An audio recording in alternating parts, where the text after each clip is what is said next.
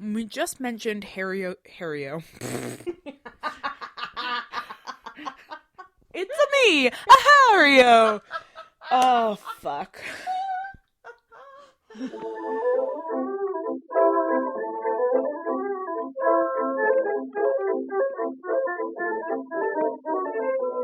Hello and welcome to Witch Please, a fortnightly podcast about the Harry Potter world. I'm Marcel Cosman. And I'm Hannah McGregor.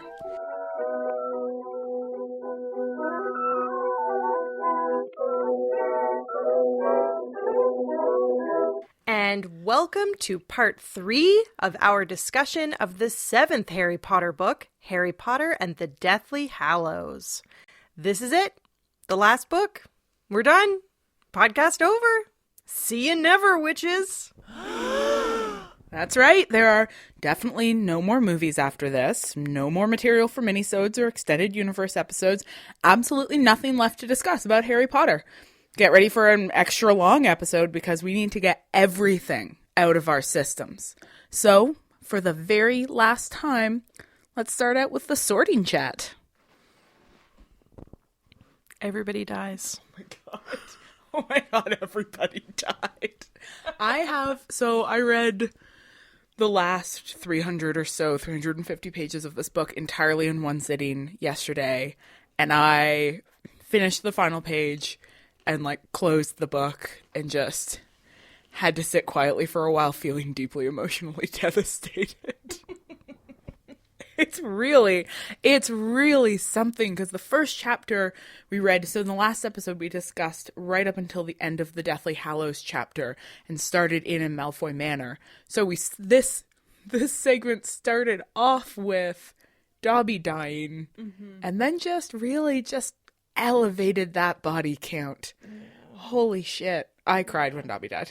Oh my god. Oh my god. I don't know anymore how many times I've read this book, and I still cried like a little baby who lost Dobby for the first time. Yeah. It was so sad. Oh man. And the beautiful Luna's words for him. You're just so beautiful. The elf swayed slightly, stars reflected in his wide, shining eyes. And I wrote the word stop above that because it was too much. Harry caught him and laid him sideways in the cool grass. Dobby, no, don't die. Don't die. The elf's eyes found him, and his lips trembled with the effort to form words. Harry Potter. And then with a little shudder, the elf became quite still, and his eyes were nothing more than great glassy orbs sprinkled with light from the stars they could not see. You're welcome, listeners. I'm literally crying right now. You're a monster. I know, I'm a monster. I think the reason why Dobby's death is so profound and heartbreaking is because he was so scared to go back to the Malfoy Manor. But he went back anyway to save his friends. Oh, you should cry a little more, Hannah. Stop it. The part that really got me when I was reading that was the image of everybody burying him in their clothes. And the scene where Ron sits down on the edge of the grave and takes off his socks and shoes and puts them on Dobby. Oh, God. Just that moment of them dressing him to bury him. I'm crying right now. I mean, it's just... It's too sad. It's too sad. Too sad for a children's book.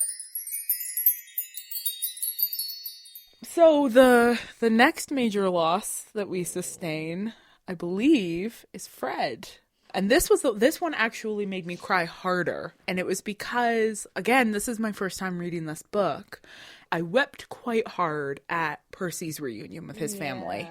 To have Fred's death follow so quickly upon the first moment in a long time and the last moment ever that all the Weasleys will be together.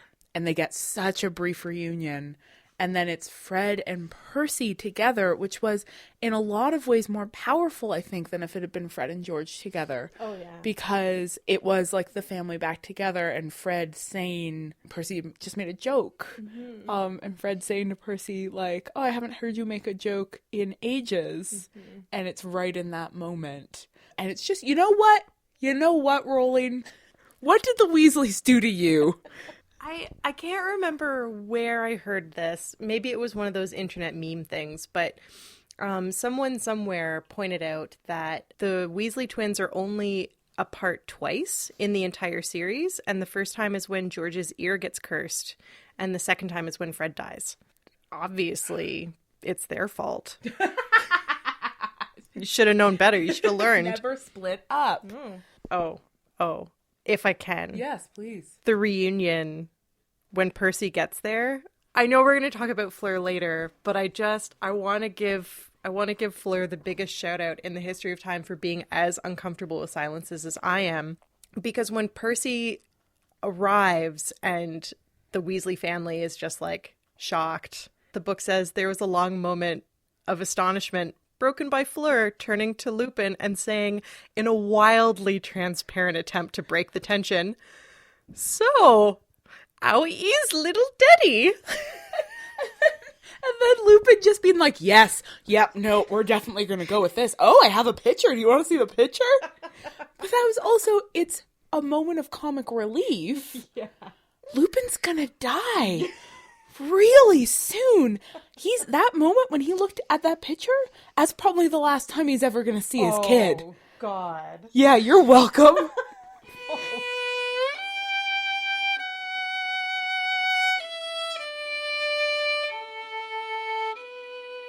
Also, I don't know, what do you think of the fact that Lupin and Tonks, die off screen, so to speak? That Harry's gone and he comes back and they're just gone. Yeah. That was one of the most devastating things for me, because so at the end of the Battle of Hogwarts chapter, that's when Fred dies. And the beginning of the Elder Wand, it says, "The world had ended, so why had the battle not ceased? The castle fallen silent in horror, and every combatant laid down their arms. Harry's mind was in free fall, spinning out of control, unable to grasp the impossibility, because Fred Weasley could not be dead. The evidence of all of his senses must be lying." And that moment, which is like in the midst of life, death doesn't make any sense. And I think that really resonates well with what then happens, right? Like that the deaths also happen when he's not around, right? That they just they're not always going to happen while you're there. They also just, happen totally out of your sight and out of your control. And it feels anticlimactic, but I think that this book series has this amazing capacity for taking major deaths and making them anticlimactic in this totally devastating way. And I mean, to some degree, that's necessary in order to avoid grief fatigue. It would almost become comical if every time Harry entered a room, somebody who he loved profoundly, died, and then he was like, "Why? Why?" Yeah, the tragedy of Lupin and Tonks dying off stage or off screen or behind the scenes is kind of necessary for the effect of the deaths that we're there for. Yeah. I don't like the fact that Fred dies. Fred's death is one of the ones that haunts me the most all these long years after the Battle of Hogwarts ended. But his death is one of the ones that I find the least undignified, because he dies while battling, after reuniting with his brother and doing what he loves most, which is making jokes with his siblings. And Harry sees that Fred's last laugh was on his face in the moment of death. So he died happy, despite the fact that they're in the middle of the war. And so I'm glad for that. Whereas I feel I'm very doubtful that in the moment of death, Remus and Tonks would have been like, "Listen, let's talk about our relationship. We've got some stuff to figure out." Okay. It just occurred to me there's another death that we haven't talked about. Oh no, we're gonna get in trouble. Crab. Oh, Yeah. that's right. Yep. Yeah, and Crab, who's shooting killing curses at Hermione. I mean, it's just interesting to take a lot of the same dynamics that were already happening in Hogwarts in terms of characters and personalities, and then just raise the stakes hugely so that, you know, the people who were doing really risky things die from those things. And the people who were violent and sociopathic become murderers. It's Crabbe who creates the fiend fire that ultimately kills him. Yeah. The sort of childish dynamics with adult consequences. But that's also a pretty horrible death. I don't know what to make of it. I guess the thing about bullies is that, like, not all bullies escalate in terms of the violence that they enact, but some of them do, and some of them do go on to kill people. So Crabbe being a bully and then becoming a murderer, I think it's hard. It's hard to see someone who, this is a weird thing to say because this is a book, but it's hard to see someone who you've known since they were a child turn into a murderer. Yeah, that's what makes me want to talk about Crabbe's death and not particularly want to talk about, you know, Bellatrix's death. Oh, yeah. Because that's somebody you only ever encountered as a villain. But Crabbe was somebody who you saw as an 11-year-old who was like a bully. Yeah, but 11-year-olds are bullies and then grow up to be functioning adults. And 11, like, he's only 17 when he dies. Like, that's still a point past which people do grow up. This book is devastating. Yes.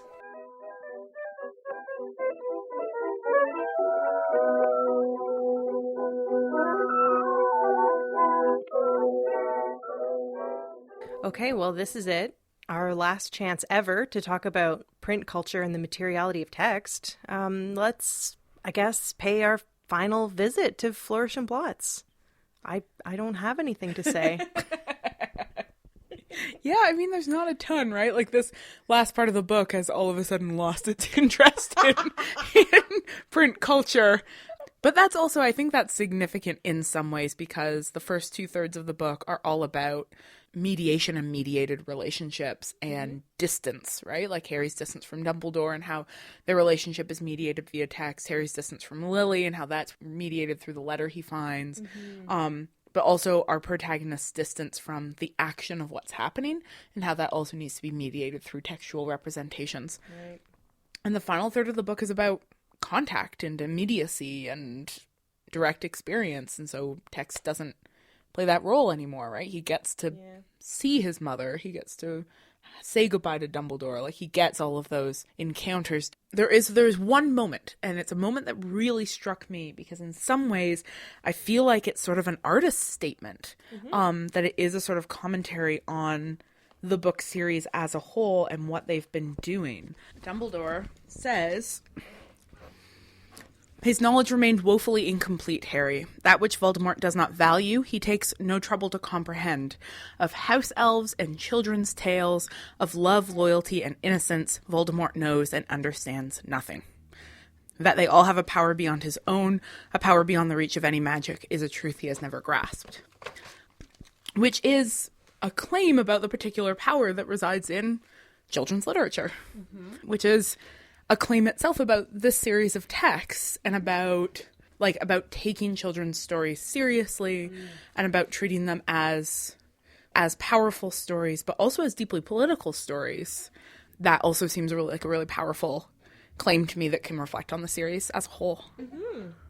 I definitely think you're right about that. I noticed it when I was reading it and wasn't really sure what to make of it and was too busy being sad about everything to really think about it too hard. Aww. Like this passage we're talking about suggests a kind of awareness of the kinds of critiques, the kinds of ongoing cultural disdain that we have towards children's lit and YA.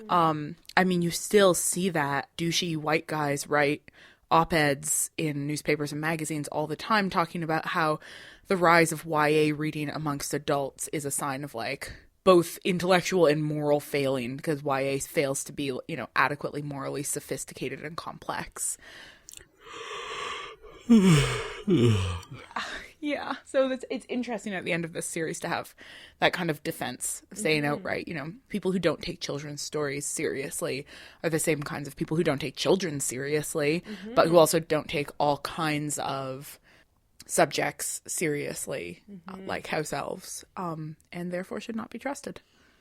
So Tom Riddle, then, were he an academic, would be the kind of academic who would only study white British men. Maybe some white Americans? Men? I think Tom Riddle would definitely study like canonical white literature. I think Tom Riddle would be really, really into archival research. He would want to find the previously unpublished. I think he would be into modernism. We know that modernism is fascism. It's just fascist literature. I think he would be the guy who's really excited to figure out Ezra Pound's role in editing T.S. Eliot's The Wasteland. Because he wants to believe that he is special and unique and discovering things that nobody else is. That sort of heroic model of scholarship. I'm going to find out who it is who actually figured that out, because I just accused them of being the Voldemort of literary criticism.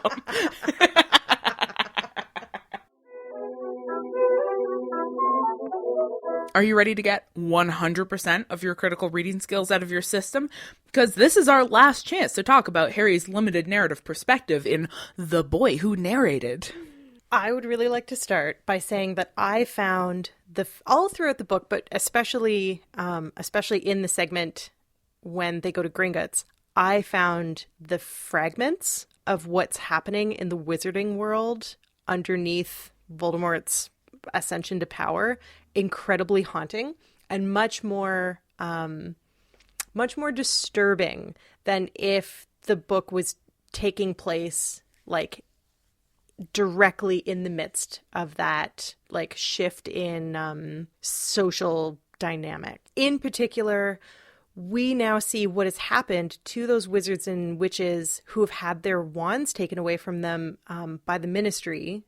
So like we sort of like missed everything in between, right? We were at the Ministry. We see these people who are being accused of stealing their wands. And then all of a sudden we see them begging in the streets. So like we didn't see how they got from one point to the other, but I feel like it's almost more haunting to all of a sudden see these people who are now referred to as the wandless, which is just so disgusting. Yeah, it's an interesting way to depict the sort of deterioration of quality of life under a fascist regime, because when you're living within a system like this or a government like this, I think that it is easy to not notice your rights getting slowly stripped away bit by bit. Yeah. And you can sort of like fascism can and often does sneak up on people. But because Harry is outside of society for most of this book, living in the woods, he just sort of pops back in from time to time. And it's so jarring to watch how quickly it descends, from business as usual with a little bit of corruption at the Ministry to an outright sort of regime in which people are wandless and homeless, and there's a clear underclass. Yeah, I agree. There's something really haunting about that. We have a similarly haunting experience, I think, of when Harry returns to Hogwarts and finds out what has been happening at Hogwarts for this whole year. This is the first and only book that takes place outside of Hogwarts, but Hogwarts has still been there, and most of our protagonists have still been at Hogwarts, and they've just had no idea. Harry's just had no idea what's been going on for them. So when he comes back to Hogsmeade and Neville shows up, that's when Harry gets to find out what life has been like at Hogwarts for his friends, which is that it has been totally horrifying. But again, there is something really jarring about finding it out from Harry's perspective and finding out that, I think he knew things were bad, but he didn't know how bad they were, and couldn't have known how bad they were for students like Neville. You had some things you wanted to say about Neville. Can we just gush about Neville for a few minutes? Because as our listeners know, we love Neville so much. Oh my God, bless Neville. He has had such a hard time throughout these books, and this is when he becomes a hero. And I don't just mean because he cuts the head off the snake and like destroys the final Horcrux. I don't even mean that. I mean the fact that he and Luna and Ginny revived Dumbledore's army. They stood up against the Carrows and fought against the like violence that was taking place at the school. But what I'm finding especially heartwarming is the fact that Neville believed in Harry the whole time. He tells them that some people thought that Harry was on the run, and Neville never believed it. He always believed in Harry. And then especially when he says that standing up to abusive power helps other people resist. And then he says, I used to notice that when you did it, Harry. Just like, oh my God, Neville, you and Harry are the same. You're the same. You two are a hero. You have it in you. And the fact that when Neville's grandmother shows up and is like, have you seen my grandson? And they're like, we think he's fighting. And she's like, naturally. And then goes to help. I mean, that revelation that the entire time that Harry has not been at Hogwarts, Neville has been at Hogwarts doing exactly what Harry would have been doing there, right? Which is also the revelation that lots of people are being heroes. Yeah. It's not just Harry, which really culminates in that line when Harry is insisting that the rest of the students can't help, that he has to do this on his own, that nobody else can do anything. And Hermione says, you don't have to do everything alone, Harry, which is at this point redundant because you know what? He hasn't been doing everything alone. Yeah. Lots of other people have been standing up to this government in lots of other ways. He just doesn't know most of the time. Sometimes because he doesn't pay attention or he doesn't think about forms of heroism that are not his own, but also because sometimes he just doesn't have access to that information. He just didn't know what was happening at Hogwarts. Yeah. Nor did we. Yeah. Speaking of Harry not doing things alone, I think it's worth pointing out Ron's several good ideas. Because we said in the first episode about this book that Ron often has good ideas. He just rarely executes them. Other people execute them on his behalf.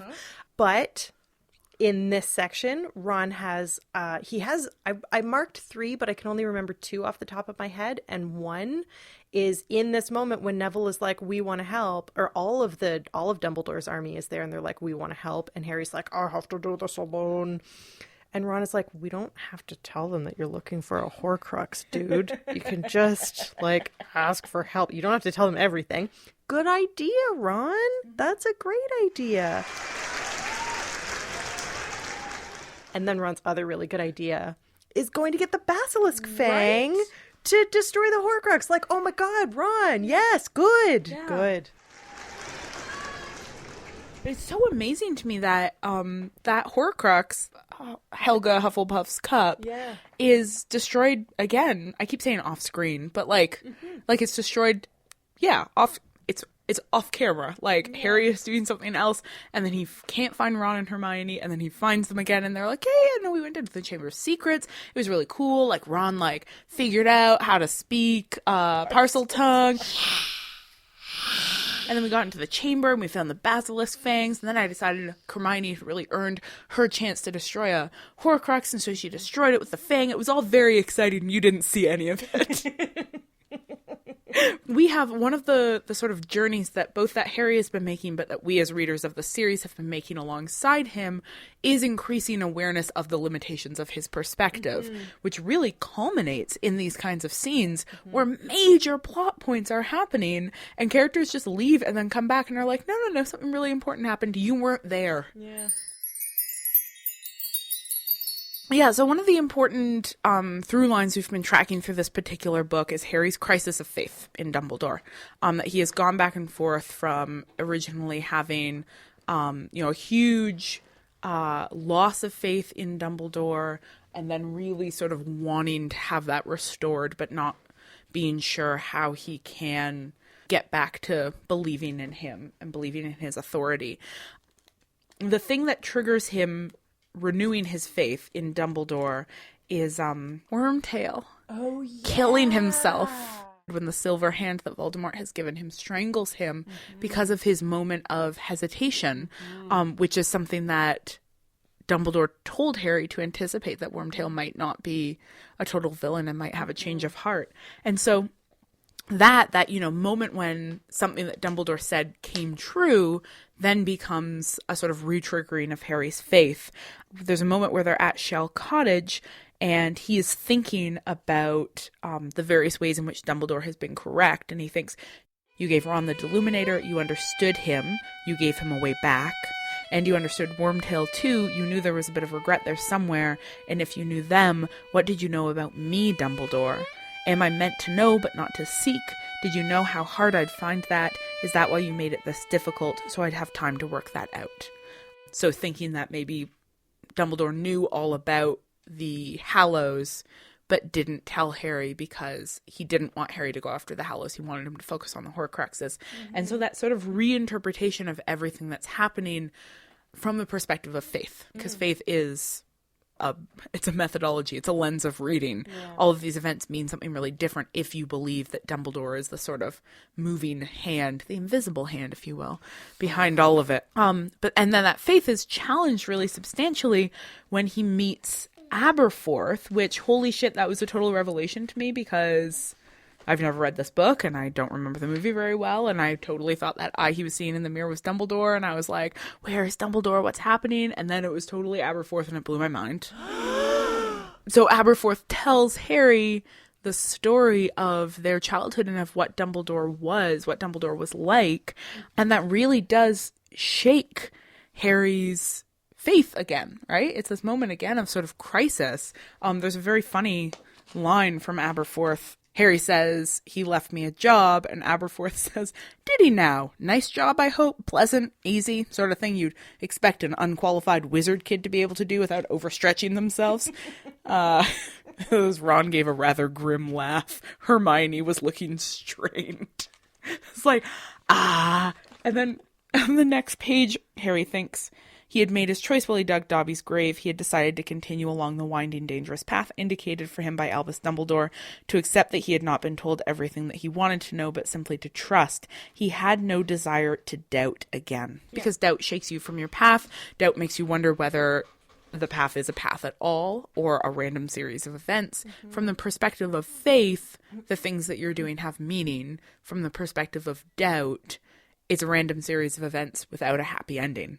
And so it seems to me that in this narrative of doubt versus faith, faith wins out. Because ultimately Harry's faith in Dumbledore is rewarded. His faith that that path was meaningful, that Dumbledore had a plan, that everything meant something, that he was meant to do what Dumbledore wanted him to do, and it would all work out for him, that there was a happy ending waiting for him if he only had faith in Dumbledore's godlike abilities, that all comes true, which ultimately then to me makes this a series about faith. As a faithless person, I'm skeptical of this. I think what's really interesting is how intensely Christian that is versus, we'll say, Judaic. Yes. Right? Yes. You can read it as a struggle between two different approaches to religion. The approach that's like, I want to doubt constantly. I want to question constantly. I want to have, all of the information and move forward in that way, which is not necessarily an atheistic approach. Right. It's just not necessarily a Christian approach. Yeah. And I think I was going to say that doubting constantly is quite exhausting, but I actually don't. I don't think that that's true. I think that some people find it exhausting, and I think that this is largely why some people gravitate towards certain religions over others, right? Because some religions require you to have unwavering faith, and other religions insist that you constantly wrestle with your faith and wrestle with your demons and wrestle with the things that are going wrong. And so, the fact that Harry chooses faith in Dumbledore is not necessarily a sign that, that is the right choice for everyone to have, but more that is the right choice for Harry to have. For Harry choosing to have unwavering faith is the thing that allows him to go forward. And that wouldn't have been the case for everybody. And a lot of this conversation revolves around the question of the status of Harry's last encounter with Dumbledore. The thing about Harry's faith is that it is rewarded because in the end he gets perfect knowledge. He gets to understand everything that happened, and it's delivered to him from the mouth of God, essentially. But we have learned to be skeptical about narrative perspective in this book, and that chapter happens in Harry's head. And so we have to ask, is that a moment in which Harry, unconscious, puts together everything that's been happening, weaves for himself a story that ties things together, a version of events that makes everything make sense and makes everything rational and manageable and moves forward from there? Or is it actually this sort of semi-divine experience in which he gets to re-encounter Dumbledore and Dumbledore tells him everything, and it's essentially like the end of the Divine Comedy in which Dante ascends into paradise and gets perfect understanding? Yeah. I mean, for me, it's obvious that this is a story that Harry weaves for himself, but other people are going to read it differently. For me, the right to doubt, and the right to doubt anytime and with everything, is more important to me than faith. So that's really interesting. If we move forward from that reading, if we say we are not going to take for granted that that chapter actually is Harry meeting Dumbledore, we are going to treat it as being just in Harry's head, which the end of that chapter encourages us to do. It says, Harry says, how do I know this wasn't all in my head? And Dumbledore says, just because something is in your head doesn't mean it's not real. Yeah.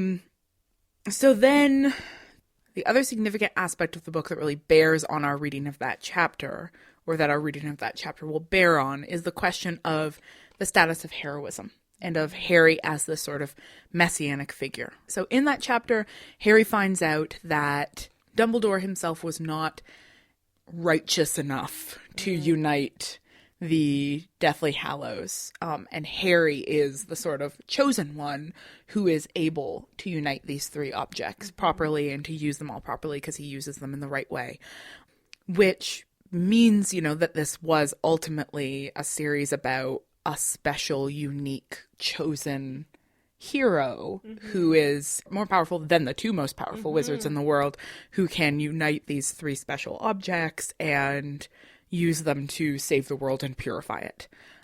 But if we interpret that chapter as just in Harry's head, then it's just egomania. That's just a reminder that even in his moment of triumph, Harry still struggles to disavow himself of those discourses of uniqueness and heroism and specialness and chosenness that we've seen him struggling with throughout the whole book series. Yeah, and I think I like the idea of Harry being consistent in that aspect, as opposed to Harry suddenly overcoming all of his earlier failings in order to be the perfect hero, right? Like it makes more sense to me that he consistently struggles with seeing himself as a hero as opposed to like overcoming that egomania. Yeah, which is then sort of casts some additional powerful light on the moment when Harry thinks about what Hogwarts has meant for people like him and Voldemort and Snape, who he calls the Lost Boys. Because right up until the end, we're being encouraged to see the similarities and differences, particularly between Harry and Tom Riddle, and seeing how both of them do have this weakness for fantasies of specialness, for fantasies of power, and that the difference isn't that Harry is perfect and selfless and throws all this stuff away and Voldemort indulges in it. It's that they are both tempted by these narratives and one does a better job of overcoming them. And mostly he overcomes them through his relationships with other people, not through inner reserves of strength, but through having a community that calls him on his shit.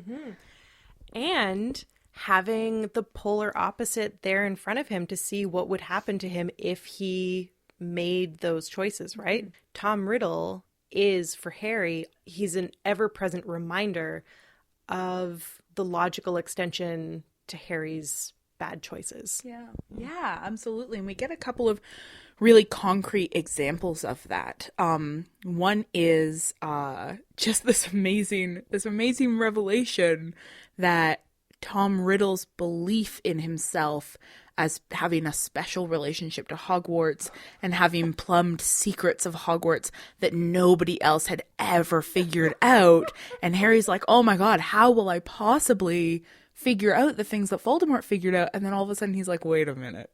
What if this fucker just found the room that we've all been using this entire time?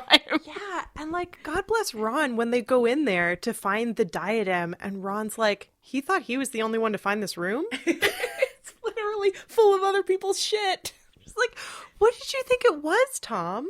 Did you think that it was like a room full of treasures just for you? Was that what you were asking for when you walked back and forth in front of the door? Like, show me a place full of treasures for me. No kidding. It's interesting to see how Voldemort is aware of the power of narratives of sacrifice, which is why he keeps saying, you know, you just have to give me Harry and I will not kill anybody else. Harry, you are single-handedly responsible for everybody dying. Mm-hmm. And when Harry does appear to have died and Voldemort brings his body back, he insists on saying, oh, he didn't sacrifice himself on purpose. He's not a hero. He was running away. Mm-hmm. But that's, you know, that is the narrative that is powerful for Voldemort, is that narrative of sort of specialness and uniqueness and heroism.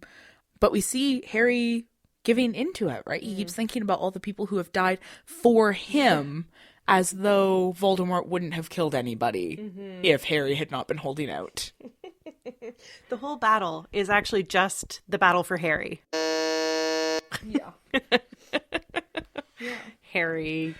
Right, so it's so fascinating to watch the way in that final scene, the heroism is spread out across all of these different characters, you know?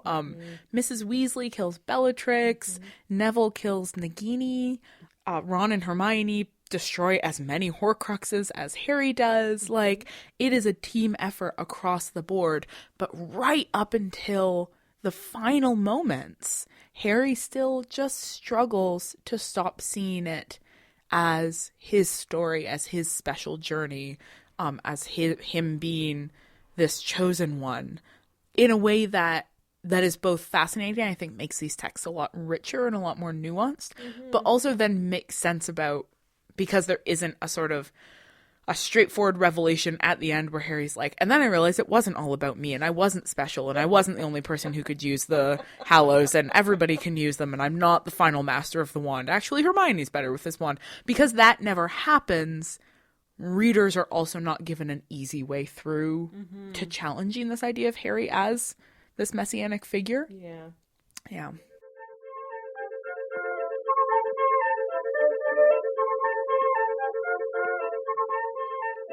Oh no, I feel like I still have so much to learn about pedagogy in the Harry Potter books.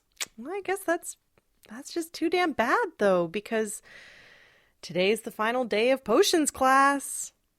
I don't know if we can do a whole lot with this, but I was just really struck by the fact that even though the novel by and large takes place outside of Hogwarts, it still follows the arc of the school year. They still take off before the school year starts.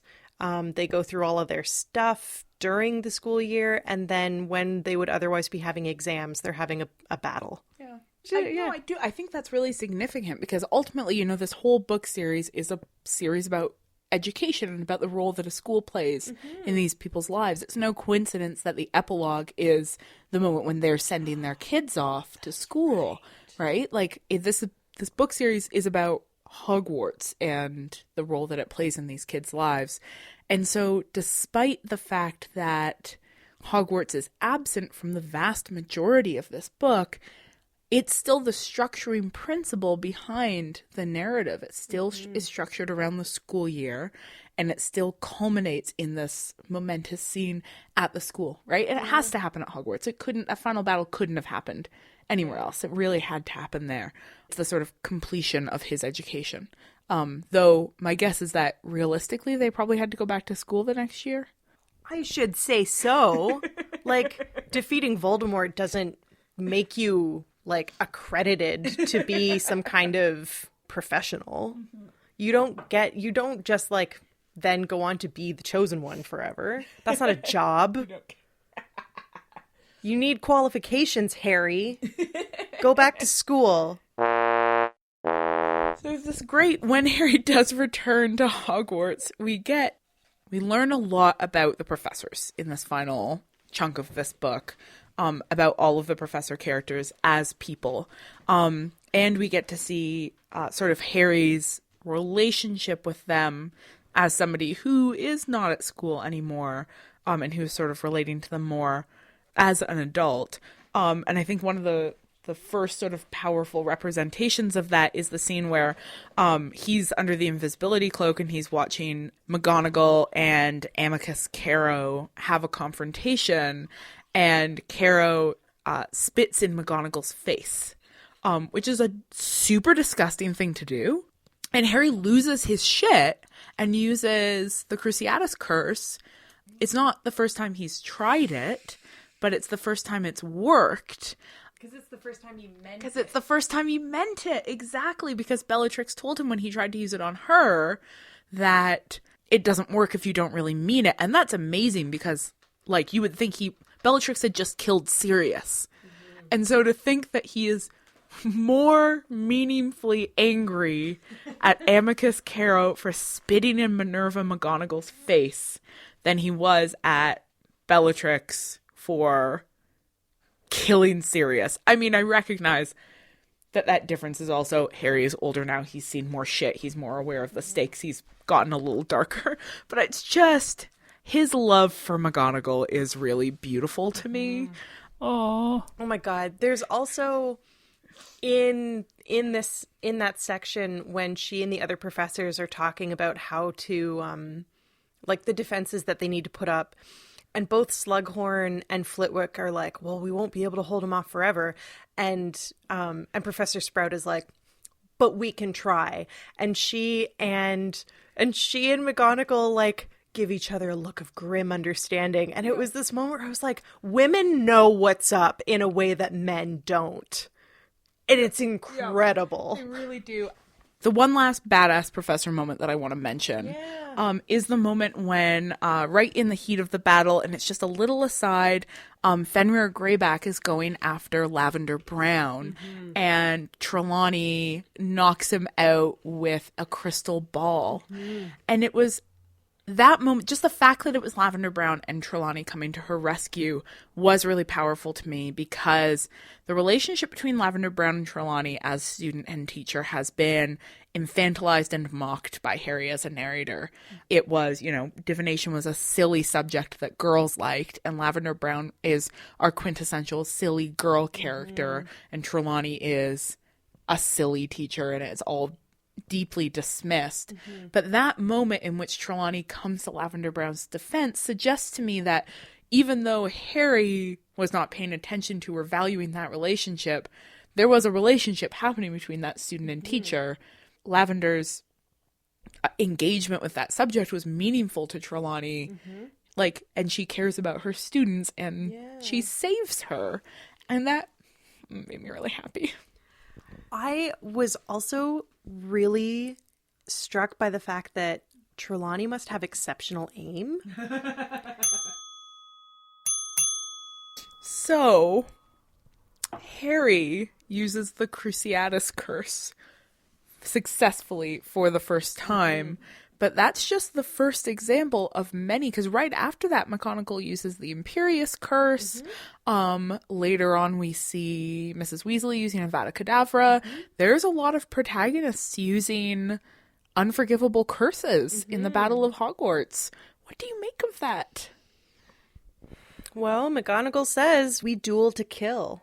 Shit's real now. You know what? And in times of war, laws change. The unforgivable curses are illegal, but there's no fucking law right now. Yeah, exactly. And like things that are legal and things that are not legal are not inherently moral. So, I mean, we know this, right? We know that laws change under conditions of war, and that in the wake of war, then you have the trials in which you decide who broke the law in a way that was ultimately acceptable based on who won and who committed a war crime, right? And so they're quite likely in this intervening 19 years that we don't see, there were quite likely trials as wizarding culture was set back up.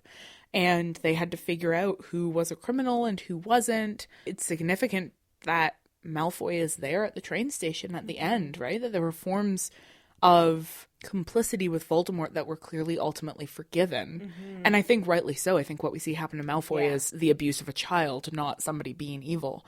But I'm sure that there are other people who were not forgiven. And so it becomes a matter of like the unforgivable curses. That is maybe a misnomer. They are actually, it appears, forgivable from certain perspectives. So what happens when we get back to Hogwarts is a sort of recasting of everything that has happened throughout the whole series of books from a very grim war perspective. So the relationship with the professors changes. We already talked about, Harry's relationship to Crabbe changing, bullying looking different when the stakes are higher.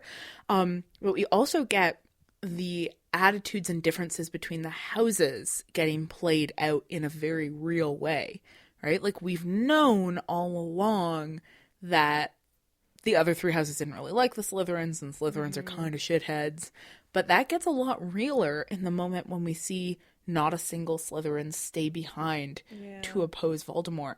Like, we can say all we want about, like, Slytherin evil being a matter of Harry's perspective, but not a single Slytherin student stays behind to help. Do we even see, I don't know if we actually see Slughorn in the battle.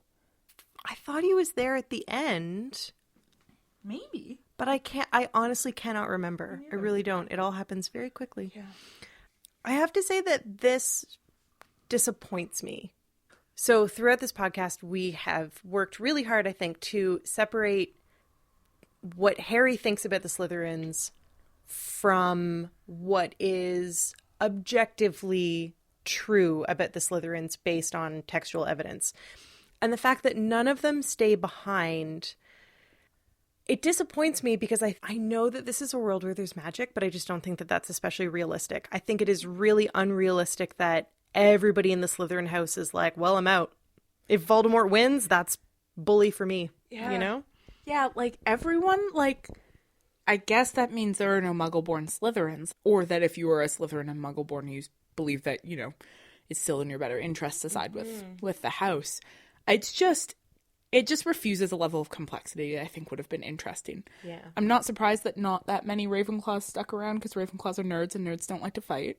I fucking love how many Hufflepuffs stay. Yeah. I love it because Hufflepuffs are just like, yeah, absolutely. Except for Zachariah Smith. Yeah, fuck that guy. Who's, like, pushing first years out of the way in order to leave.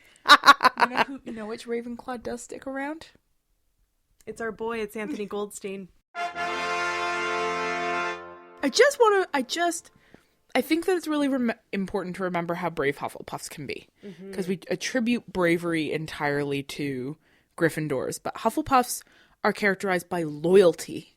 And loyalty is its own kind of powerful bravery. If you really, really care about somebody, you will sacrifice yourself to help them out. And so it is, I think, really significant that there are almost as many Hufflepuffs as Gryffindors staying behind. So I think that we need to end with conversations about two very significant professor figures who we get some pretty big revelations about in the end of the book. I want to talk about Dumbledore first because I think that Snape's revelations have been the most impactful in how the series has been received. Yeah. So, okay. So here's what happens with Dumbledore. I mean, we find out about Dumbledore's past, that he was, in fact, close friends with Grindelwald, as it turns out, sort of postscript, lovers with Grindelwald. Again, P.S. Yeah, I believe that. That's in the text. That's absolutely in the text. That he was tempted and seduced by the very discourses and ideologies that Voldemort himself is enacting. that he indirectly led to the death of his sister via his complicity with the wizarding version of a white supremacist. That he then turned around and used his position of headmaster of Hogwarts to manipulate a young boy into turning him into a human weapon, that he lies to people, that he uses people to do what he believes needs to be done, no matter whether it's good for them or not. So is Dumbledore a villain? I like the idea of Dumbledore as a deity. I think that Dumbledore is an Old Testament god.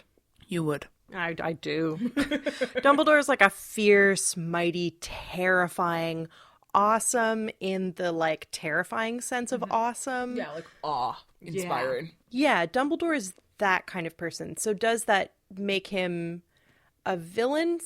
Sometimes. Yeah, absolutely. And I think that what we know about deities is that they often behave villainously. So yeah, I don't think that he is exclusively a villain in the way that we are led to believe that Tom Riddle is exclusively a villain. But yeah, for sure.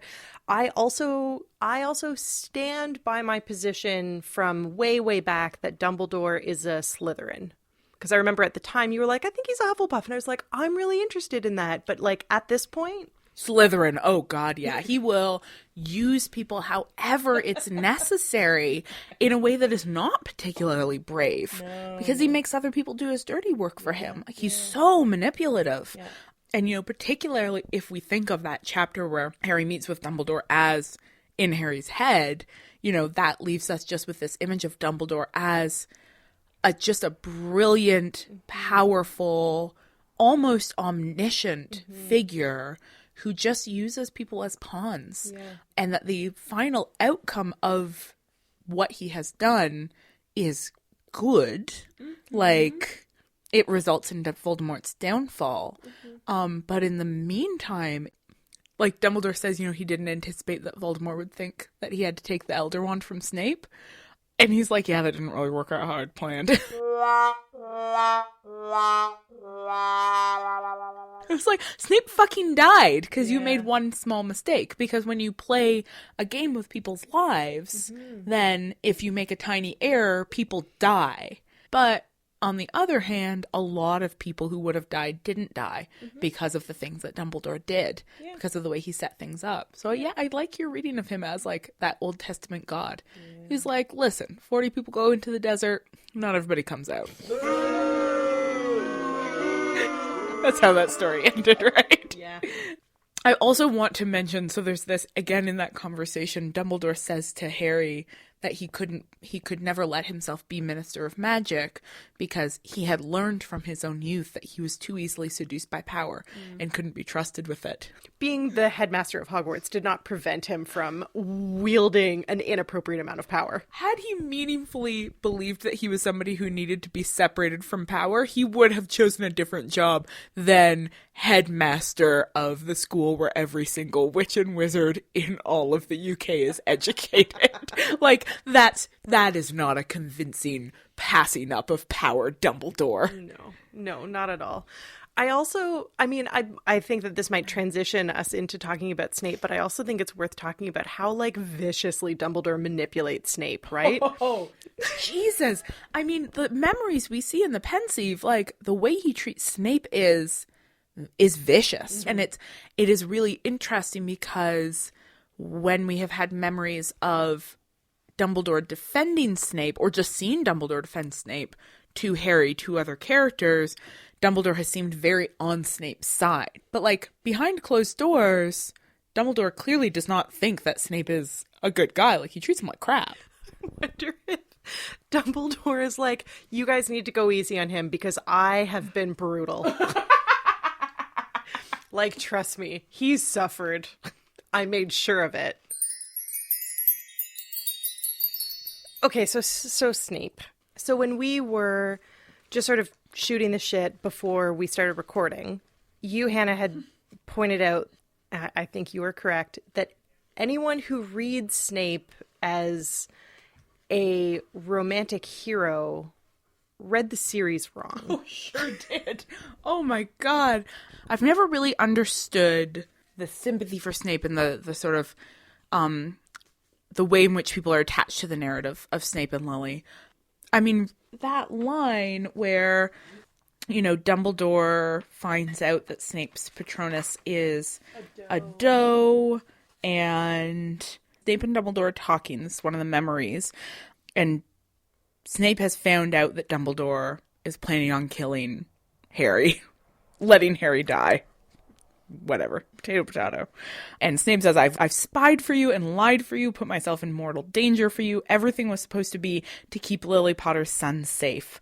And Dumbledore says, but this is touching, Severus. Have you grown to care for the boy after all? For him, shouted Snape, expecto patronum. And the silver doe comes out. And Dumbledore says, after all this time. And Snape says, always.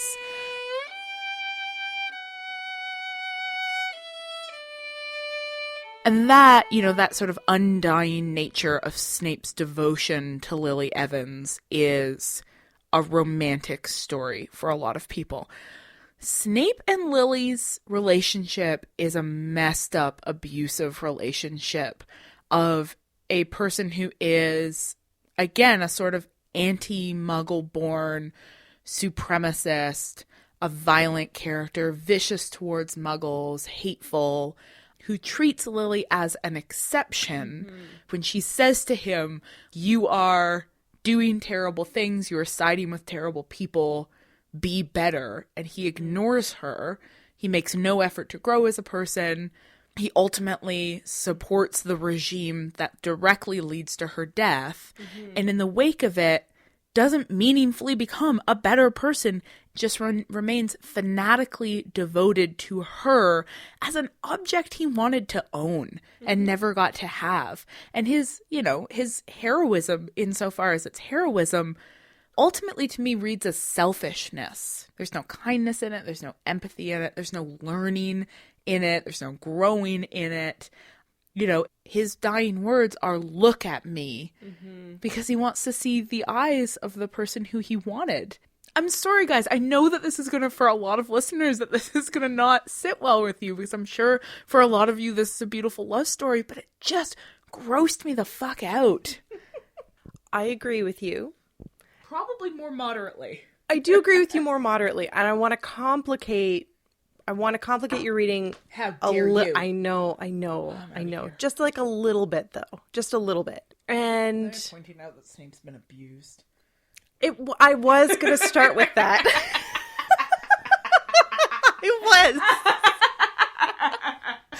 I was going to start with the fact that Snape's Muggle father terrorized both him and his mother.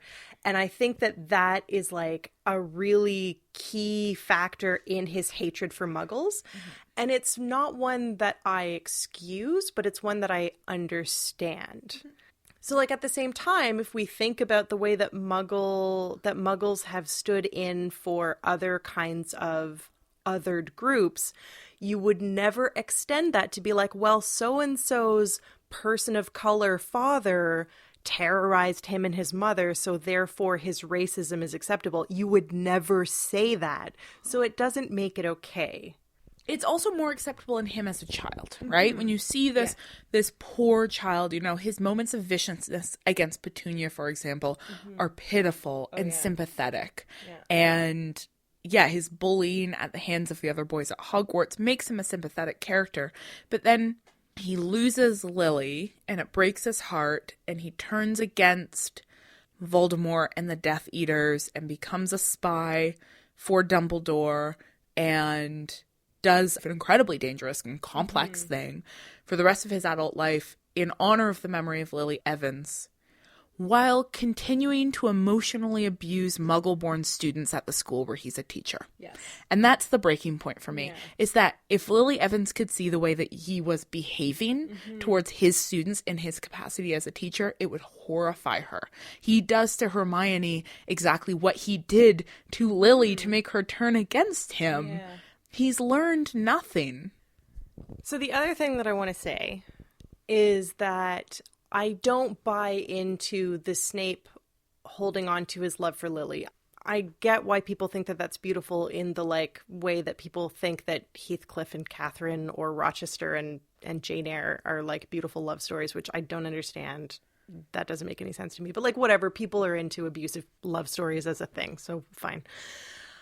However, another thing that I want to say to complicate your reading, Hannah, is that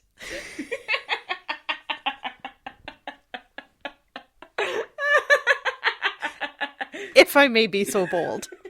So I'm not entirely convinced that it is love for Lily all this time. I think that it's possible to read it that way, but what I actually think it is instead is a combination of grief and guilt. So if we remember that Snape is the most skilled Occlumens, so skilled that he's able to fool Lord Voldemort himself, I think the thing to keep in mind is what allows him to be so skilled. When we read the book and we get to the part where Dobby dies, and that's the first time that Harry is able to block Voldemort out forever, it's in his grief. And Harry at no point ever recognizes that this is something that Snape is doing. But I think that that's why Snape is able to be such a skilled Occlumens, is because he feels guilty, and rightly so. Yeah. He feels guilty, and he uses that grief and holds on to that grief. And I think that that might also be necessary for his own survival, right? So he has to foster and sustain that grief and that guilt in order to continue doing this work for Dumbledore. That is a totally convincing reading. I want to sort of put a pin on that to talk about in Granger Danger when we talk about recurring narratives of violence against women, because the way that you just described Snape and his relationship to Lily sounds really reminiscent of the relationship between Helena Ravenclaw and the Bloody Baron, who is forced to walk around wearing the chains of his guilt. As a character, I can sympathize with Snape. He's a deeply flawed character, and I think the thing that makes him unforgivable to me is that I think ultimately he believes the things that Voldemort believes. I do think that he is complicit in all of those things. Like, I think that he's a bad person.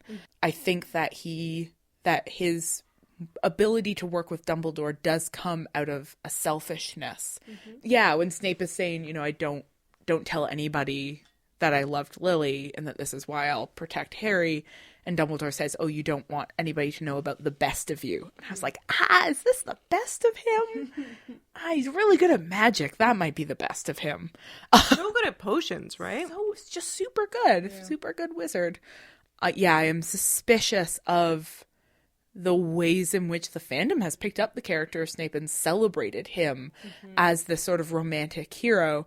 But then, as we've just discussed, he fits really well into the trope of the romantic/gothic hero, which is a trope that we both find repulsive. Like, repulsive. Disgusting. Yeah. So, like, ultimately, the point is that I do agree with you. I just really like complicating your readings to troll you.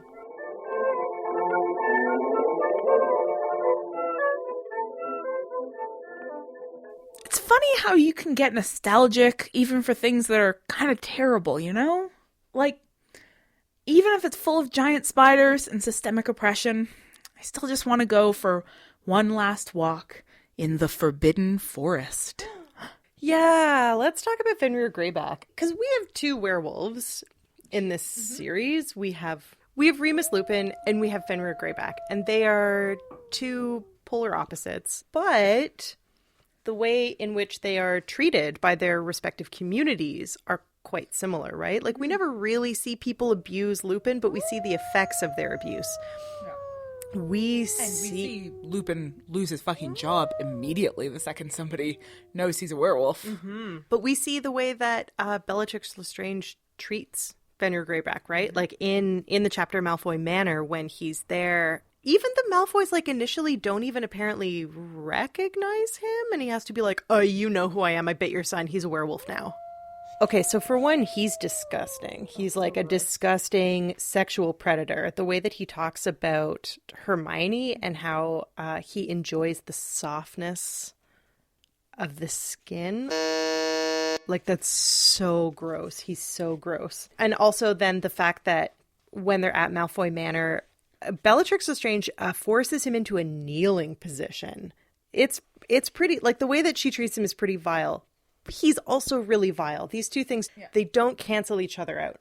So we've talked in the past about werewolfism being a metaphor for HIV, and I just want to point to this one thing, this one description of him where Harry notices that Greyback has pointed brown teeth and sores at the corner of his mouth.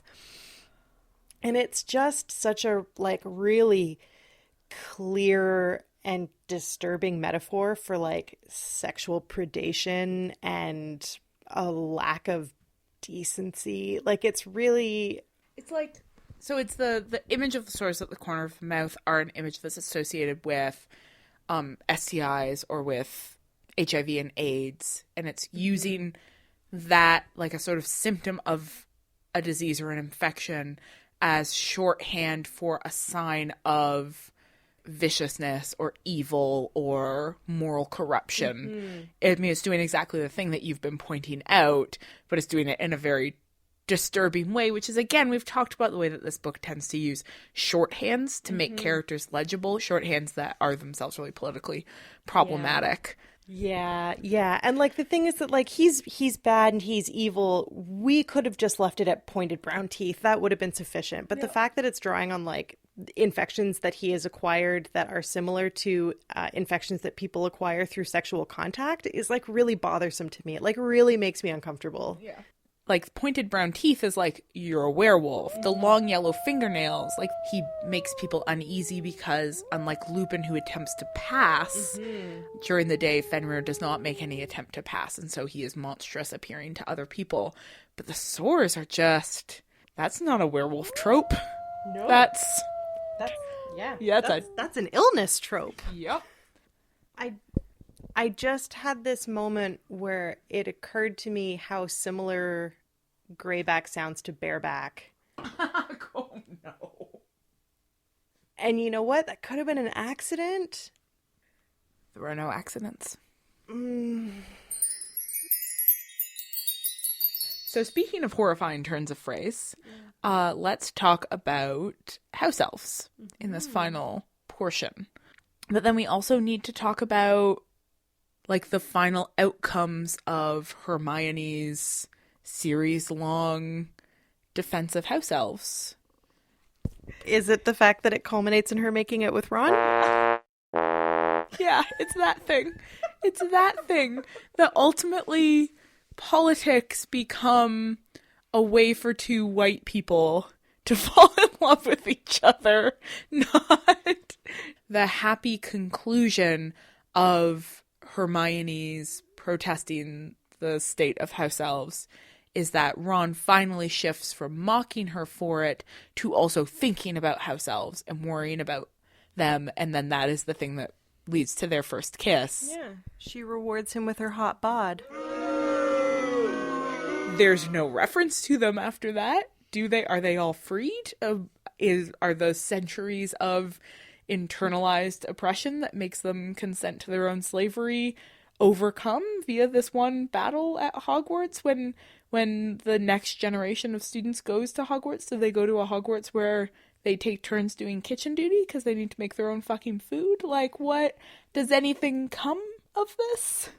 I mean, the best that I think we can imagine is that they are all, like, paid a wage, that they continue to do that kind of, like, servant labor, but that they're paid for it. Bell Hooks, in a really wonderful chapter of, I think, Everyday Feminism, I believe it is called, about rethinking labor, talks about how the answer to the devaluation of particular forms of labor that are usually practiced predominantly by women of color is not to start paying a wage for that kind of labor. It's to radically reshape our understanding of what kinds of labor have value and which kinds don't.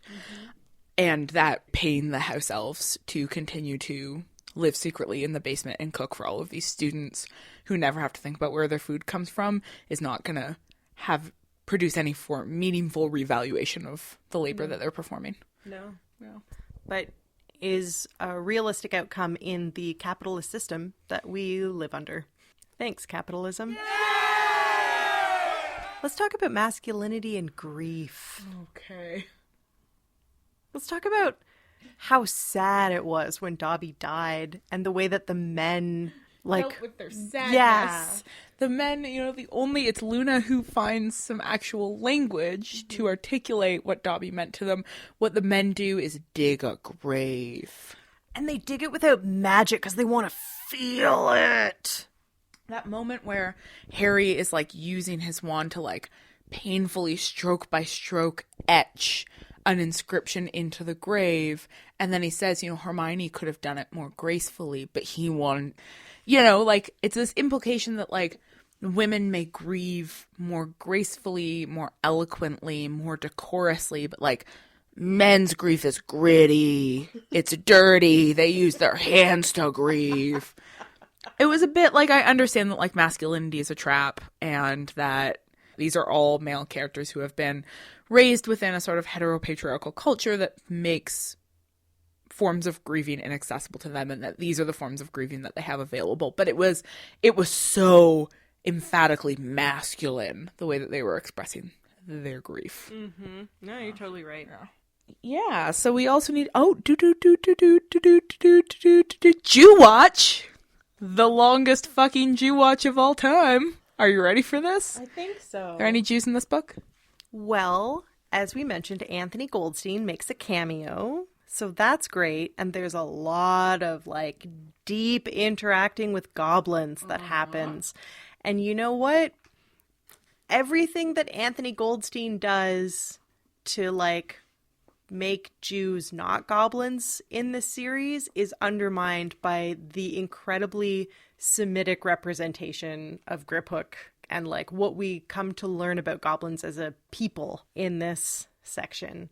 So will you walk us through what is particularly like a sort of Semitic or anti-Semitic trope in the representation of Griphook?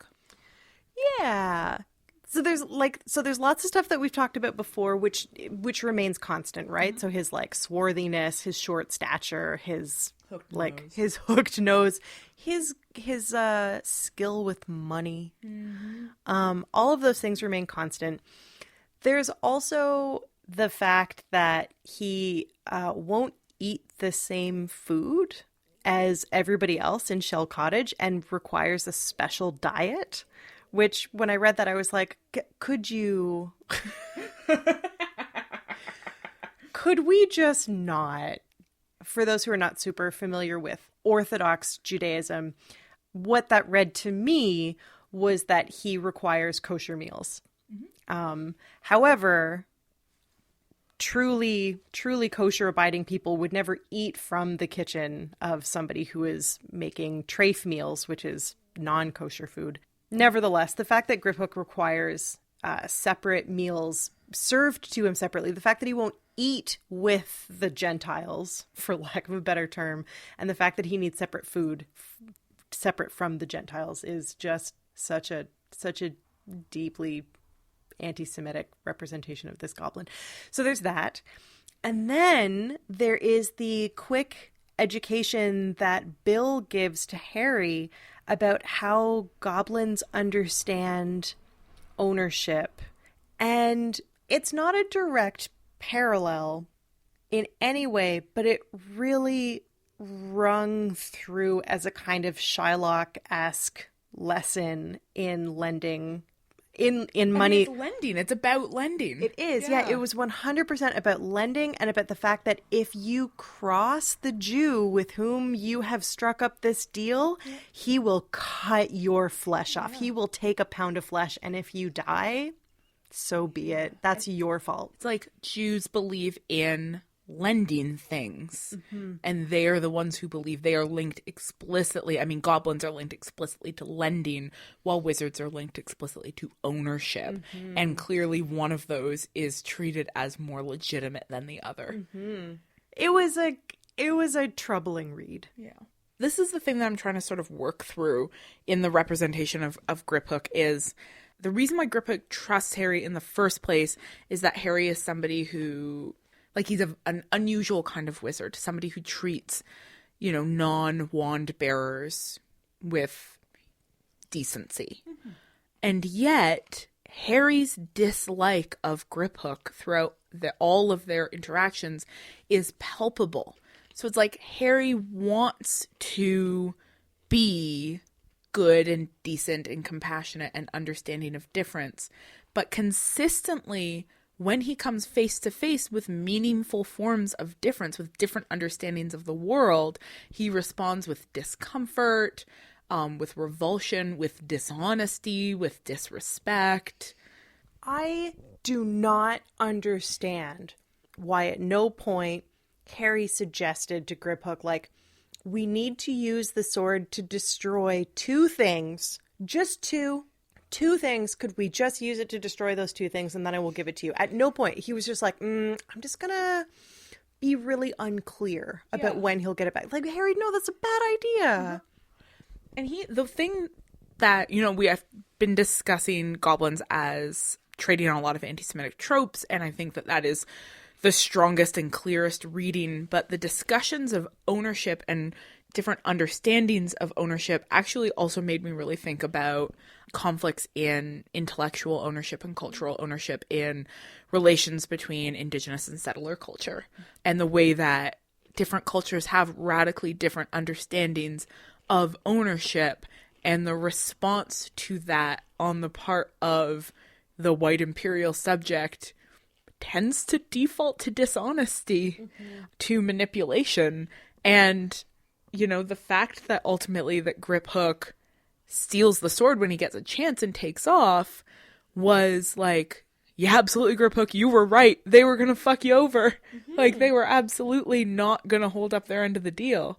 Their own dishonesty makes me so curious about why Ron holds so tightly to wizarding history, right? Mm-hmm. So, like, if we think about his arguments with Griphook in terms of two narratives of history, Ron being dependent on the wizarding master narrative and Griphook being familiar with the goblin version of history, which is one of being taken advantage of. It's so surprising to me that at no point does Ron, like, connect those two. At no point is he like, well, we're willing to do this.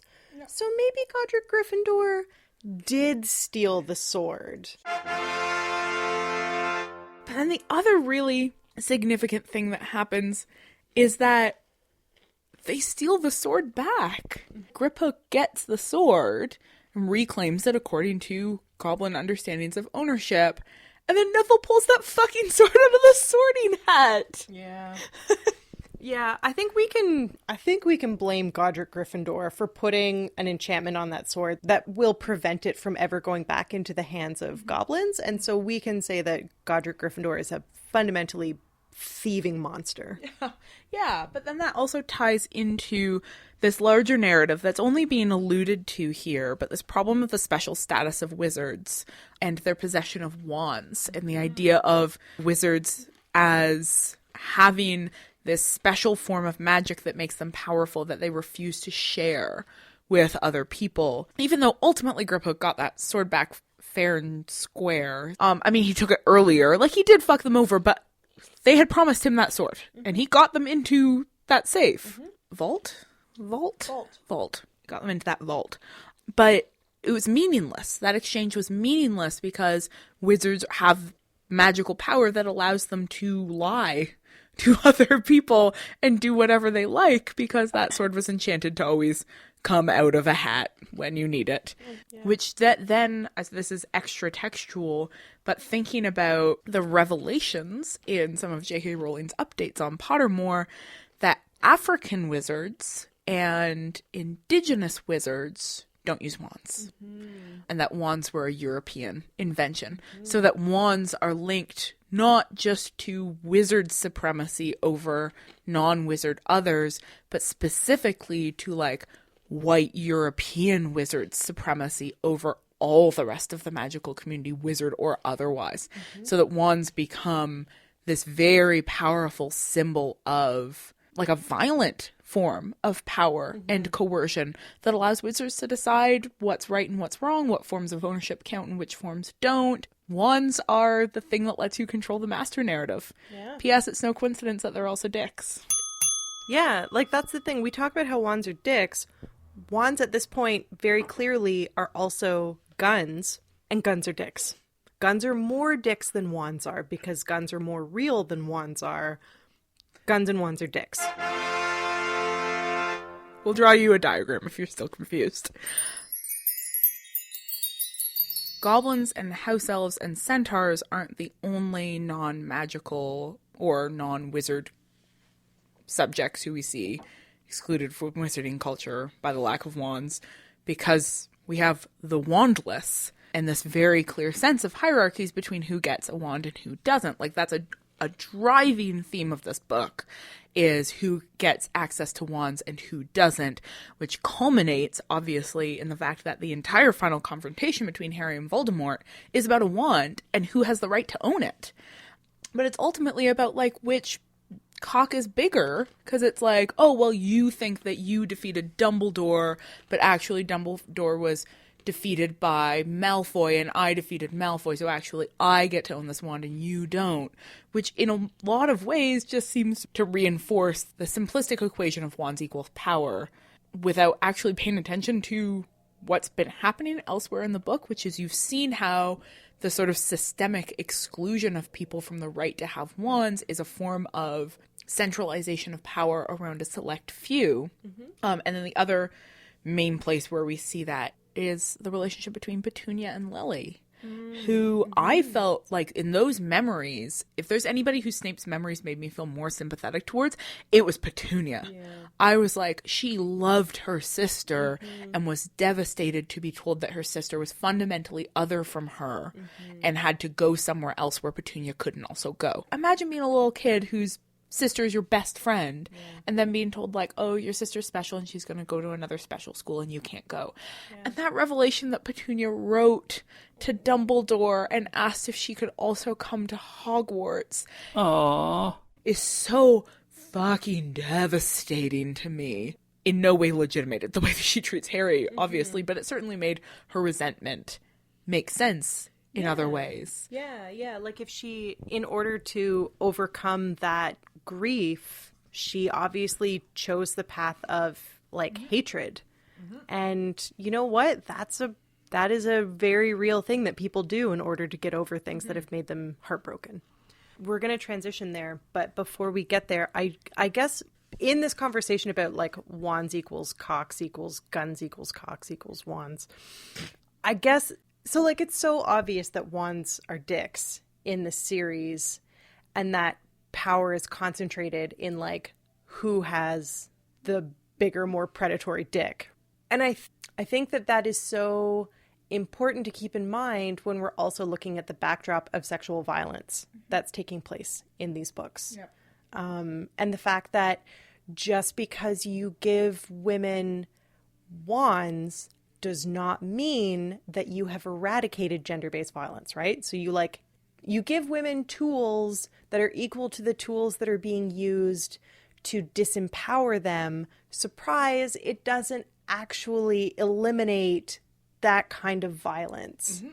Well, this is speaking of the failure to eliminate these forms of violence. We already talked, when we were talking about the last book, about reading Voldemort as the sort of inevitable conclusion of a culture that is based on irrevocable difference and otherness between wizards and non-wizards, which is clearly in this book focusing around the wand.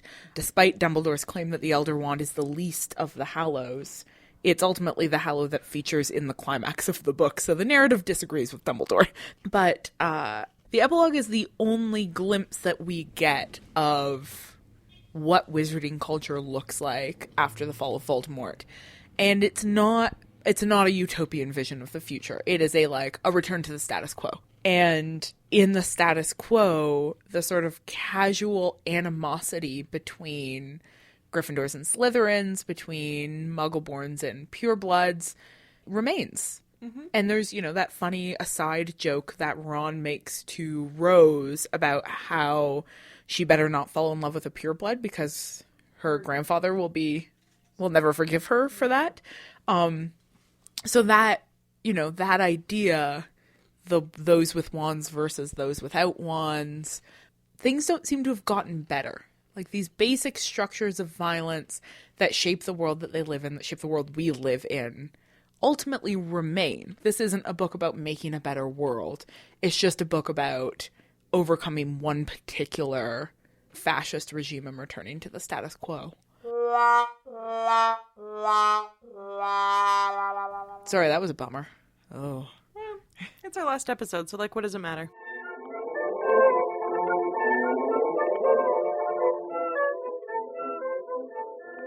Oh, hey, it just occurred to me. If we're not making the podcast anymore, then I guess our friendship is over too. That's a shame. It's been real. I liked you. But I guess before we part, we could reminisce about the good old feminist times in Granger Danger. Okay. So before we get into the main content of this segment, I just want to say as an aside, the image of Fleur Delacour, fabulous, brilliant, stylish French woman, her school's representative in the Triwizard Tournament, clearly a powerful witch, turning into a fucking apron-wearing housewife, living in a cottage in the middle of nowhere, making casseroles. Yeah. Just bleak. It was bleak. I was like, why aren't Fleur and Bill cooking dinner together? Like, they're a young couple. Harry actually comments that Fleur in the kitchen in an apron making casseroles and freaking out about the welfare of people reminds him of Mrs. Weasley. And I was like, no fucking kidding, because she's fallen into exactly the same fucking gender trap that Mrs. Weasley fell into, the gendered labor of the Resistance, in which this powerful witch has to just make casseroles. But it's just that image, like the fact that Bill doesn't help with the cooking. Mm-hmm. Just, oh, did it get under my skin? Oh, man. You know what's really effective about that is the reminder that children of like really intensely old-fashioned gendered families will very easily reproduce those gender dynamics. So this is a lesson to everyone out there who is in love. I want you to look very closely at the relationship of your lover's parents and think hard and fast about whether you want that for you. And if you don't, say something now. You can say no. You can say, you make the fucking casserole. Or let's not eat casserole. Casserole's gross. We alluded already to the fact that there is a major sort of recurring trope throughout this book, but particularly through this last third of it, of sexual violence, of like just a sort of intense attention to rape culture in the wizarding world. And there's, I guess now that we add one on, there's 5 examples.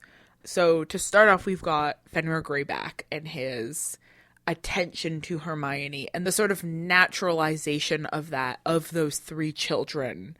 Hermione is the one who is most available to that kind of sexualized predatory violence, despite the fact that she is the same age as the other 2 people and that he's going to eat her. Surely Harry and Ron have skin equally soft. Yeah, and are equally made out of meat. So that is, again, a sort of a naturalization of rape culture, of women as sort of being the default victims. Mm-hmm. The second major one is the revelation about what happened to Ariana, to Dumbledore's little sister. Yeah, the book doesn't explicitly state that the Muggle boys assaulted her sexually, but Aberforth refers to them as getting carried away, and I think we've all heard enough stories about what happens when young men get carried away with some kind of victim that we can put that together on our own. They forced their way through the hedge, and when she couldn't show them the trick, they got a bit carried away trying to stop the little freak doing it. And that language of like, they tried to force her to show them something and then got carried away trying to impose something. Like, that assault was physical for sure, but I read that as implicitly sexual violence as well. And so the revelation that Ariana wasn't, you know, a squib who's being hidden by her family, but somebody who suffered a traumatic sexual assault in her youth that resulted in like lifelong severe trauma is a really dark revelation. I think too, the fact that their father attacked the boys, that is also a pretty accurate reflection of how effective the legal system is in dealing with sexual violence. I guess I think that it's really telling that they didn't go to the police about it, right? They didn't go to the, like, wizarding cops to be like, hey, this happened. Yep. Probably because there was no point. So the third revelation in the pensieve is something that Lily says to Snape when they're teenagers, talking about one of Snape's disgusting Death Eater friends. And she says, you know what he did to Mary McDonald. And Snape is like, oh, that was just a laugh.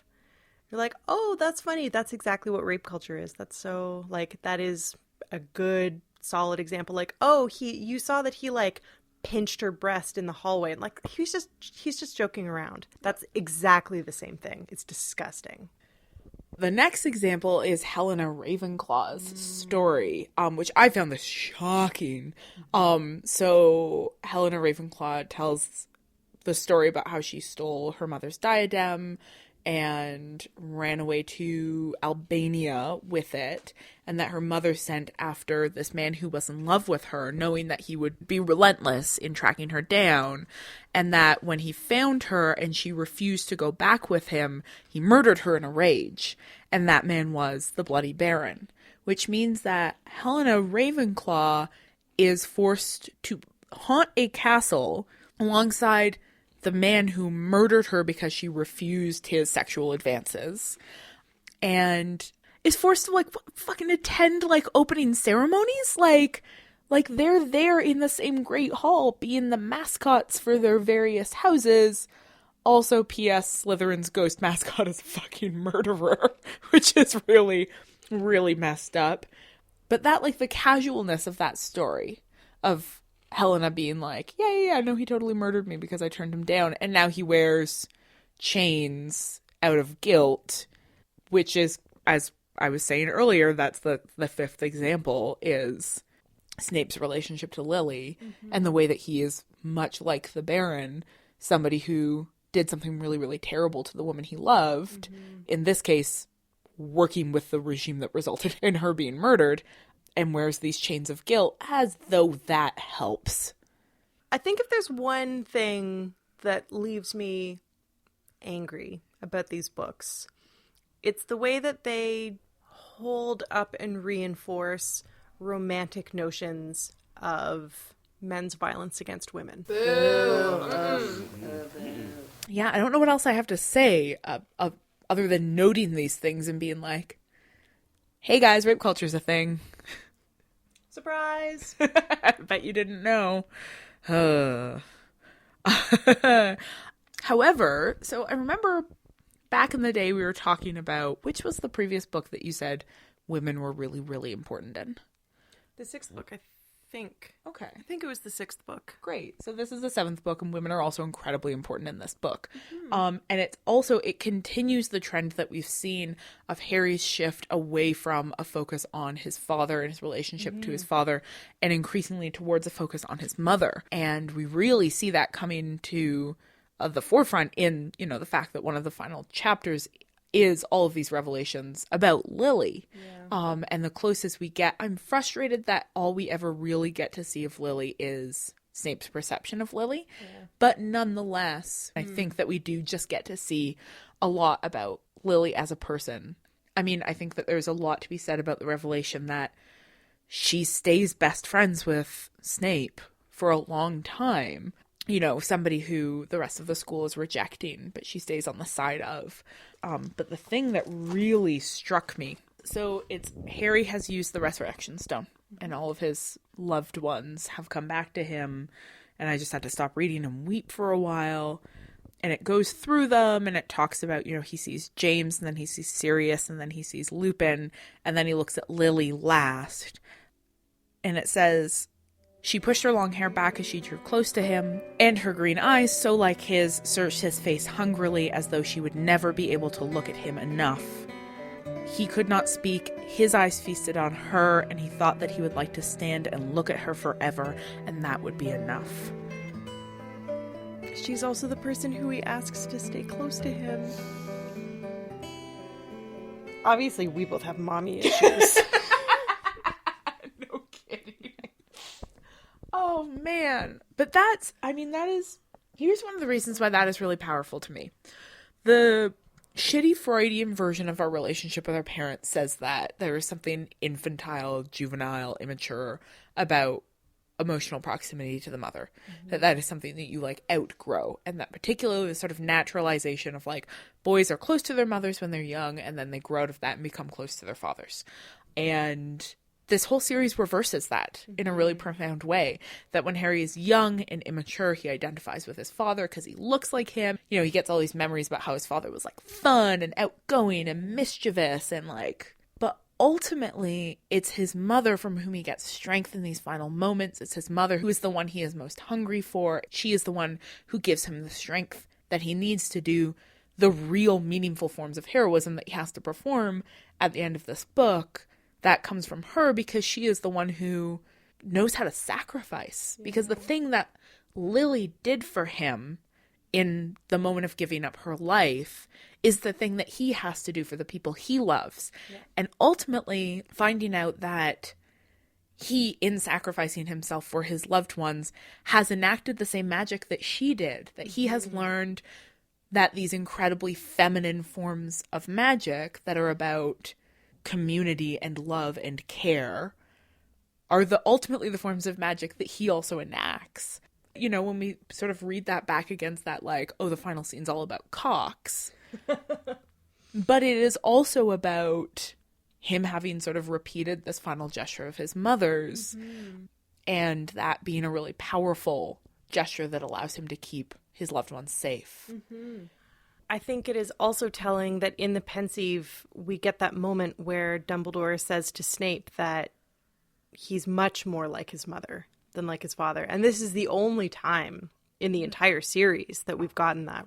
All throughout the series, all of the people in Harry's life are you're so very like your father. But then at the end, with the person who we're told understands him the most, he's saying, no, he's more like his mother.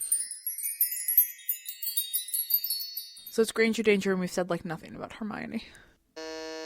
When we were guest lecturing in Derek Mason's children's lit class, there was a student who asked about the idea of Hermione being the real hero of these books. And I think at one point I was willing to argue that she was. But no, I'm not sure. I think that Hermione's contribution to the defeat of Voldemort is parallel with very few. But I do think in the end, as much as the book makes it about community / makes it about Harry, I don't think that Hermione stands out any more than other major figures. Yeah, in fact, the female figure who gets the most amazing moment in those final battles, obviously, is Mrs. Weasley. Yeah. Not my daughter, you bitch. Which also made me cry when I read it. I was a fucking wreck by the end of this, reading this book. Oh man. But it is there are lots of fucked up aspects to gender in this book. The feminized labor, the ways in which women are reduced to particular roles in political resistance, their availability to sexual violence, the fixation of the narrative on dicks. Lots of stuff going on that is troubling. But also, I think in these final chapters, as we see Harry take his final stand against Voldemort, there are all kinds of ways in which that final stand is sustained and inspired and made possible by the powerful women in his life. So yeah, shout out to Lily Evans. I would read the fuck out of a prequel novel entirely about her. Yeah, me too.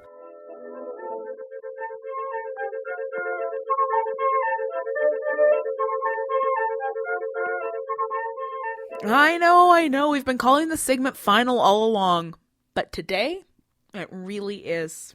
It's our actual final revisions. So I have some questions for you. My first question doesn't entirely pertain to the last third of the book. And it is about, well, it's about the fact that Dumbledore and Grindelwald were like 17, 18 when they had these grandiose plans of crushing muggles under their feet and stuff. Isn't a little fascist when they're 18?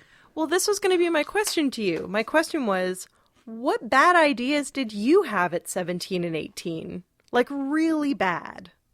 And I'll share some with you after.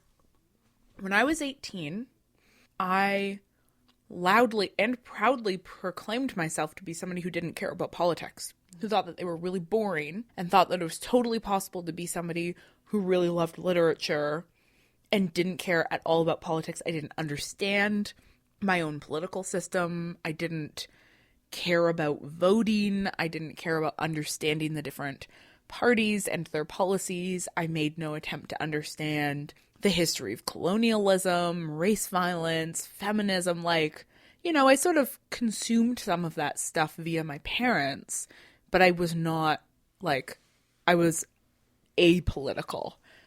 Yeah. Yeah, I think I was really similar. I had like a lot of really stupid ideas about rape and about gender.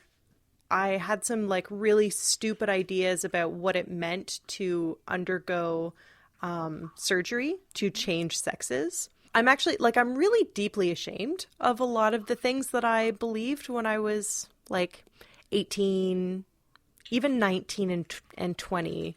And so like when I read this book and read about these stupid ideas that Dumbledore and Grindelwald had, I get what Harry's saying about how they were the same age, but like not every 17 and 18-year-old is right in their convictions. Oh, yeah. I mean, my bad convictions were lack of conviction, not allegiance with terrible things.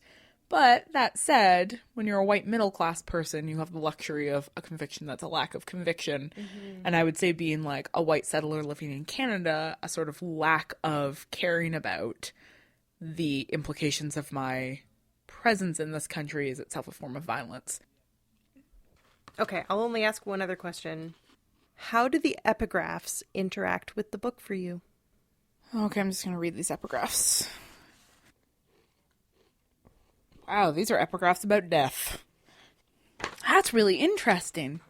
That's really... Okay, so, I mean, everybody just go read the epigraphs. It's a excerpt from Aeschylus's The Libation Bearers, and then from William Penn's More Fruits of Solitude. But they both are about death, and about sort of the comforts beyond death and the ways in which those who are dead remain with us. And that does a couple of interesting things. One, it intensely foreshadows the importance of Harry's correct use of the resurrection stone as being like a major moment in the kinds of decisions that he makes. We know that one of Harry's great weaknesses has been his desire to go back, you know, his temptation for the Mirror of Erised, his recognition that if he could choose one of the Hallows, he would choose the resurrection stone because he wants his family back. Mm-hmm. So that's a major breakthrough for him to like figure out how to have a more healthy relationship to death. But it's also interesting when we think about the what's the story of the brothers, the tale of the three brothers, is that it? And how in that it's these three brothers meet death, and it's death that gives them the Hallows. And Dumbledore says at the end, in Harry's head, oh, yeah, like, I think that's just a legend trying to account for actual real objects. That's kind of, these epigraphs kind of make me a little suspicious of that thing that Dumbledore says. Because these epigraphs are like, death is going to be a powerful force in this book. Death is something that you need to watch out for. And death is the one who supposedly gave these Hallows to the brothers. Yeah, I don't know. What do you think? I don't know. That's why I asked you. Fair enough.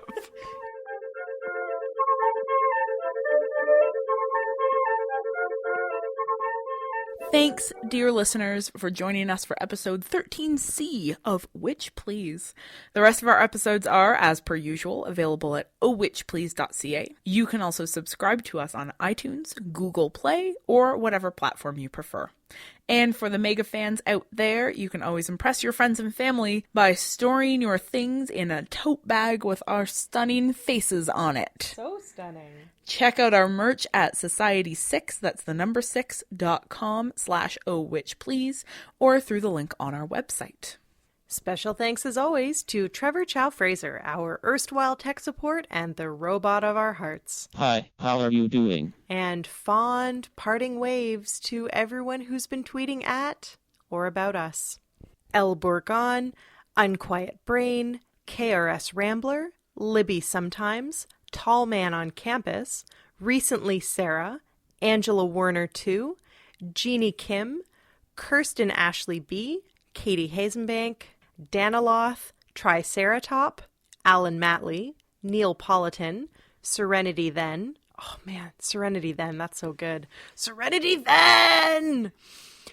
G's Magazine, CC Streeter, Mount Amy, or MT Amy, Chloe H., Trixie Dalek, Rachel Big Eyes, Lisbeth, Red or MC1R, Matt Domville, Erin Emily Ann, Vic Jones, Patrick Craig, Jay Butler Ames, Katarina Hoven, Hannah Kath T, Emily Hoven, Two Bossy Dames, Sophie Biblio, Jess.Rowe, Paula Gabrielis, C. Hastings 25, Ms. Laura Lipstick, M. Tobias Z, Terry Lee McGarry, Savannah Goyette, T. Chow Fraser, Proletarian Arts, Mel Dalgleish, Ms. Megan, Lala Toadstone, Caro Poparo, Basil, Andrew Bretz, Kat Manica, Gesticulates, Obscurus Mercury, Claire Rousseau, Alicia Ardeline, Jenny Fogg, Loose Lefty, Danecdote, Miss Erg, Nordsea Blau, Marcel Wicker, Sam 82129877, Rosa Bielski, Sensei Sensual, Seen and Heard Yeg, M. Shamberge, Ellen Ora, Jessica S. Rue, A.E. Lang, Edmonton Potterwatch, Tattooed Bakers, Miss Sophia, Lara Mendonça, Yo-Yo M, Jordan Ruth, Lydia Magic, Short to the Point, Is a Grapefruit, Alyssa K.B., Anne Fine, Kendra McL, Natalia Kismet, Lena Norms, and Flodot. Goodbye forever, beloved listeners. Hey, did you get the joke? There are totally going to be more episodes. But until then, Later, witches!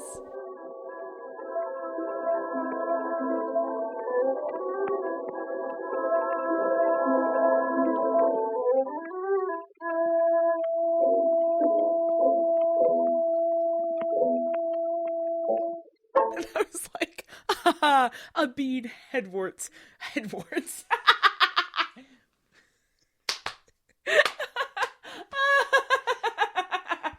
Being Headwarts, Hogmaster. Headwarts of Hogmaster. What does that even mean? I think it means that he is the keeper of the hogs at Headwarts.